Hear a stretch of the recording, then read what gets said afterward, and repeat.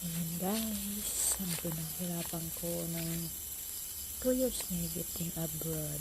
So, banana planting ng pigiri. So, nalugi. Nangasakit ang hayop ko, mga baboy ko, namatay. So, nilagay ko ulit siya sa banana planting. Salamat pala sa partner ko.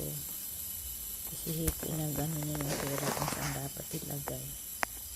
Alam niya kung saan dapat ilagay. Salamat pala. Saka paki-like and share naman po para dumami yung view ko at saka maka-ano na rin kahit konti lang.